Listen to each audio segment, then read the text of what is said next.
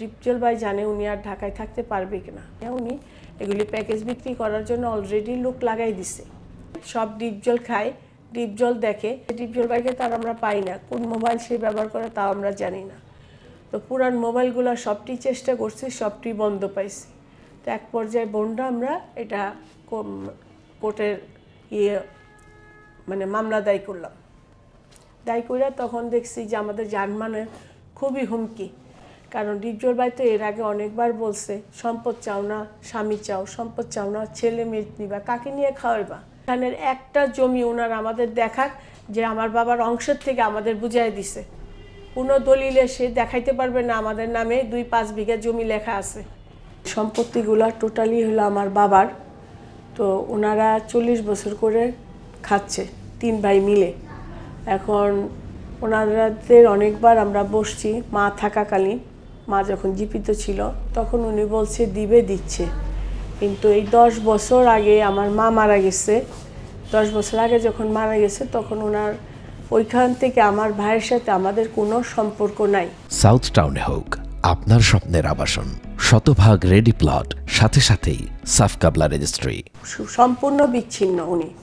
ও মা থাকতে তো মাঝে মধ্যে ওনার ফোনে, মার মোবাইল দিয়ে ফোন দিয়ে কথা বলছি, বা আমাদের ফোনটা ধরতো যে ভাইয়া কেমন আছেন, বা আমরা যে আপনার কাছে কিছু পাই ওটা আমাদের দেন, বসতেছি বসবো, এরকম আমাদের করতো।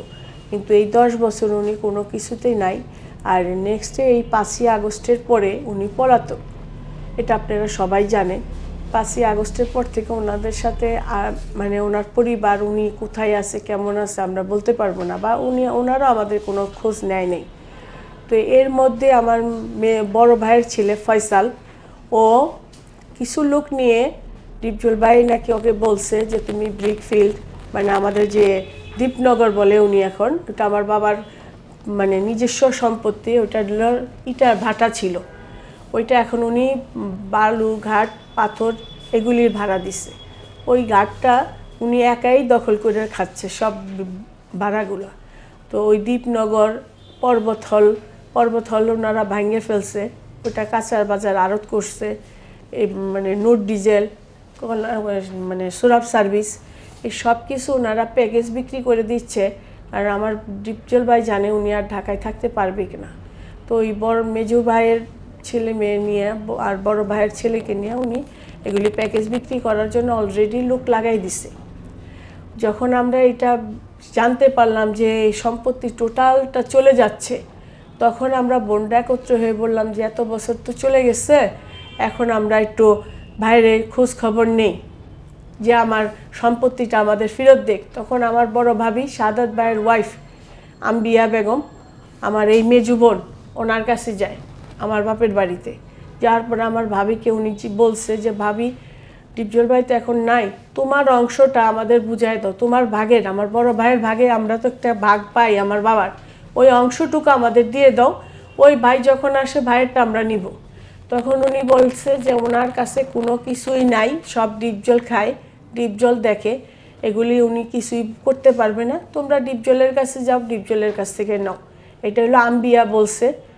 এখন উনি যে বলছে, উনি কি বলে এটা বলছে জানি না, কিন্তু উনিও এই পর্বতের পুরো এরিয়াটা ওনার আন্ডারে চলতেছে, উনি খাচ্ছে। কল্যাণপুর পাম্পের পিছনে উনি খাচ্ছে, যেটা আর কি সুন্দরবন, ওইখানে আমরা নোটিশ করছি, ওইটাও ওনার আন্ডারে খাইতেছে। তাহলে উনিও তো প্রপার্টি খাচ্ছে। তাহলে উনি কিভাবে বলল যে আমি ডিপজলের কাছে একার সম্পত্তি নিব? ওনার ভাগেও তো সম্পদ রয়ে গেছে, তাহলে উনিও তো ওইখানে রাজি হয় নাই। তো এরপরে আমরা বললাম যে ডিপজল ভাইকে তার আমরা পাই না, কোন মোবাইল সে ব্যবহার করে তাও আমরা জানি না। তো পুরান মোবাইলগুলো সবটি চেষ্টা করছি, সবটি বন্ধ পাইছি। তো এক পর্যায়ে বোনরা আমরা এটা কোর্টের মামলা দায়ী করলাম। দায়ী করে তখন দেখছি যে আমাদের জানমানের খুবই হুমকি। কারণ ডিপজল ভাই তো এর আগে অনেকবার বলছে, সম্পদ চাও না স্বামী চাও, সম্পদ চাও না ছেলে মেয়ে নিবা, কাকে নিয়ে খাওয়াইবা। তো এইসব ডায়লগের ভয়ে কিন্তু আমরা অনেক দিনই এগুলির থেকে চুপ ছিলাম, যে সত্যি তো ভাই মাইনা ফেললে কেউ কিছু করতে পারবে না, আর আমাদের এটা প্রুফ, সে তো প্রুফ রেখা মারবে না। এই জন্য আমরা ভয়ে তো সামনে যাইনি। তো এখন যেহেতু সে পলাতক আর এগুলি বিক্রি করে চলে যাবে, তাহলে আমার সম্পদ তো আমার নিতে হবে। আমি এই জন্য কোর্টের মাধ্যমে মামলা করে ওনাদের নোটিশ করা হয়েছে, ওনার নোটিশ তিনও ভাই পাইছে। এবং মানে আমি যখন ওইখানে নোটিশ স্টে অর্ডার করাইছি, কারণ যে কোনো সময় বিক্রি করে দিবে, এটা আমরা মানে আবার শিওর। তখন আমরা ওখানে সমস্ত প্রপার্টি আমার বাবার যেগুলি, ওগুলির মধ্যে আমরা নোটিশ লাগাই দিছি। তো ওই ফয়সাল, আমার সাদাত ভাইয়ের ছেলে ফয়সাল, ও আর ডিপজল ভাইয়ের ইন্দোর যোগায়া ও নূর ডিজেল পাম্পের মানে বোর্ডটা, যেটা নোটিশটা সরকারি আদেশ, ওইটা পর্বতের সামনে কাঁচা বাজারের ওখানে আমরা লাগাইছি। এগুলি সব টোটালি ভাঙিয়া ফেলে দিছে। আমরা কালকার নাগরিক টিভি ওনাকে নিয়ে যায়া আমরা আবার ওনার সামনে লাগাই দিয়ে আসছি, যাতে প্রমাণ থাকে। এর মধ্যে আমরা 2টা জিডি করছি, কারণ আমাদের অনেক রকম হুমকি দামকি আসতেছে। আমরা যে মানে বাসায় ঘুমাচ্ছি অনেক ভয়ভীতি, কারণ যে কোনো সময় আমাদের একটা বড় ধরনের অ্যাক্সিডেন্ট হইতে পারে। আপনাদের সামনে আসি, হয়তো বা সকালে নাও থাকতে পারে, রোড অ্যাক্সিডেন্ট করতে পারে, মানুষ মাইরে ফেলতে পারে, দূর থেকে একটা পিস্তল দিয়ে গুলি করতে পারে। এটা অস্বাভাবিক কিছু না, আমাদের অনেকভাবেই জানা আছে উনি ক্ষতি করবেই। এই জন্যই মিডিয়ার সামনে আসা, যাতে আমাদের জানমালটা হেফাজত থাকে।